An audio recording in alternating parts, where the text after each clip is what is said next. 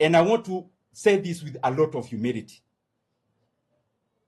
I was part of the team that campaigned around the country in the year 2022. And most of the times when I tried to give alternative views and to criticize, the message that always comes to me loudly is, but you are part of these people. It is you who came to convince us. And out of that learning, probably, it has made me to be more cautious and reflective. I have taken a lot of time to look at the political scenario in the country. And I'm still taking that time because I would request and plead with Kenyans to understand my perspective. That the single most important decision that we are going to make as a country is that decision about how do we want our country to proceed. And how we want our country to proceed is bound up together with who are these individuals who will come together and do this job. And that is what the question have to answer most of the time, maybe inconclusively. The reason I am taking time and have taken time is because for me, this decision is not about my political convenience. It is about what Kenya will become.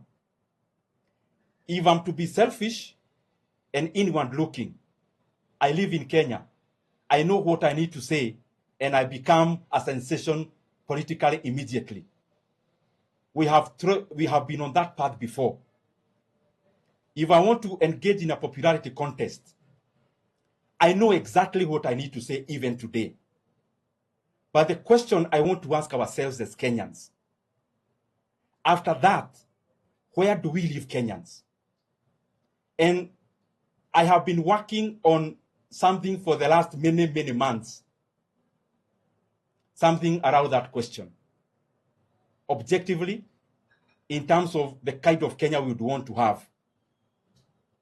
Because it is the kind of Kenya that we would want to have that then would dictate what kind of team do we need to do this job. So I want to plead with Kenyans so that I am not pushed in the situation of the moment as the storm has been ravaging on me. It is too weighty a decision to make, and especially when there is a storm.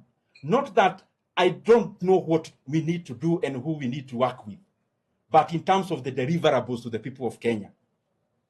And I would request so that I do not get into the same ditch I have been into, where I speak and I'm reminded that I was part of a certain team back then.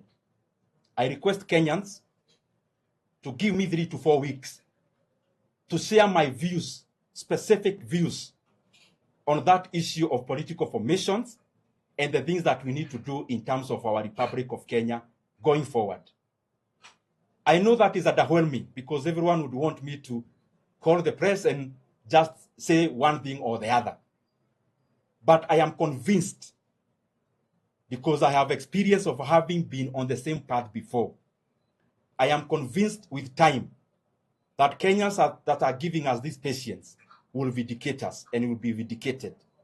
That the kind of decision that we must make must be far-reaching in terms of what our country needs and where we need to go, and then we then try to see who are these people who would come together to do that job.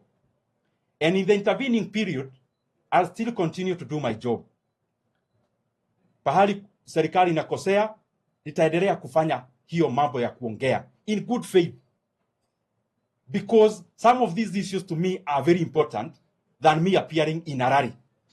Appearing in a rally is important, that is fine, but I feel there are things that I need also as a leader to be sure of, to put in place, to agree with Kenyans, so that we also can be able to be very elaborate on that matter. As I come to the conclusion, niseme kidogo kwa Kiswahili baadaye,